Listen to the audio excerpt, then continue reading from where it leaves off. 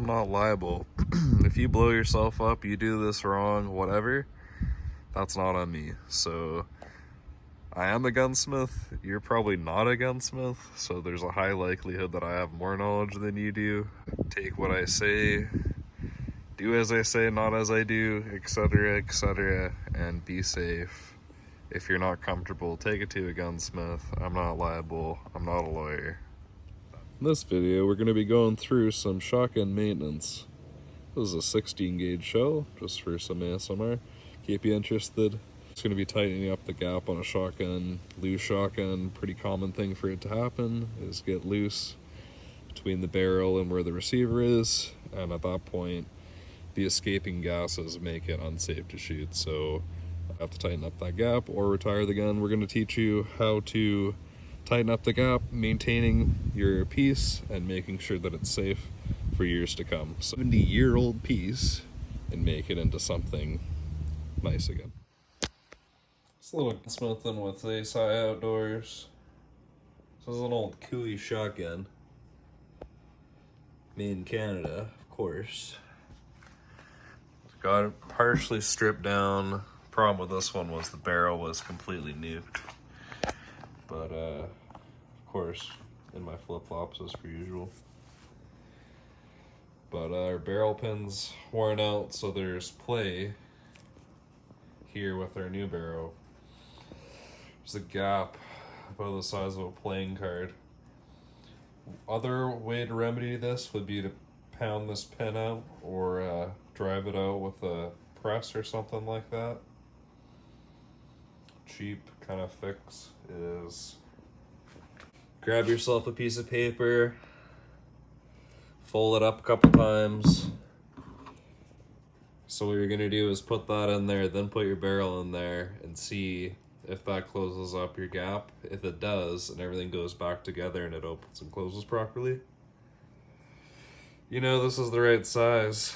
So you want to basically cut a piece of a feeler gauge. That's the same thickness as this. You want to use a set of calipers. Measure this. Put the feeler gauge, put the piece of feeler gauge here on the barrel lug. You can use just a little bit of red Loctite, something like that, if you wanted to actually make it stay on there for good. Doesn't really matter 100%. This all will stay in here just with friction. So you put it all back together with your piece of feeler gauge in there, and that should be it. That should be permanent fix. You're actually adding metal in there and it will just wear away the sand. So as mentioned, you get your folded up little piece of cardboard, whatever you needed to make the gap. You measure that, in this case it's 0.0210 inches. Then you're gonna grab your feeler gauge, look for the same piece, cut a little portion of it off, and then use that. I'm telling you, this is gonna be a lot easier than like pounding the pin out. This is like a $200 gun. These are dime a dozen. So we found out the piece of feeler gauge that was closest. We measured that with the calipers, similar to the piece of paper. And now we're just gonna basically cut a little piece of this off right here, something like that. Not gonna actually affect numbers or anything like that. Still work for what it needs to. And then you can clean this up a little bit, some of the rust and shit off of there. Put a little dab of red Loctite in there, get it all turned over, what have you, if we need to, and yeah, it should be okay. So you end up finding yourself playing a risky game, one that you're probably gonna lose. So just keep tightening it up ever so slowly, trying to get that angle, and don't break it. Might be able to heat it up, that'll probably help, but we're not gonna do that because we're awesome. So you basically want to work it around the pin, or get yourself something like the end of a vise, something, I don't know, something solid hopefully. Then start working it into a shape that would go around the pin. So yeah, you might have to turn that up a little bit, keep moving it, massaging it, but eventually that'll go around the pin. Should be able to put it back together, and that'll be pretty much permanent fix, semi-permanent. So basically what you're gonna end up with is something that looks like this, maybe a bit more curved.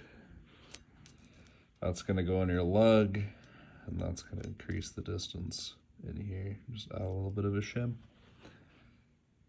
So see how it works. After you've broken it about 50,000 times, you're gonna find yourself with a perfect piece that's your hopes and dreams right here. And we're gonna see if our hopes and dreams work. So you see our hopes and dreams did come true. We have tightened up the gap on our shotgun. Now all we have to do is tighten up our fore ends here. Get that all good. Put it back together. And that's done. So when you end up putting this back together, this is our little piece right here. See it free floating in there. Gonna leave that in there like that, and then just put the shotgun back together like you regularly would, being careful. Get that all in there. Hopefully it'll close properly. You may have to jiggle it back and forth a little bit.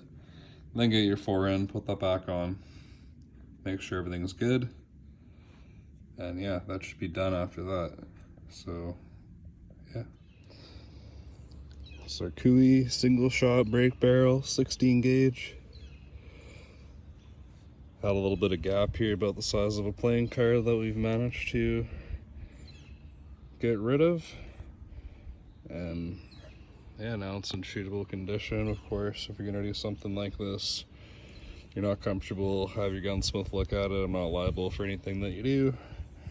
This is just a cheap, easy fix for somebody.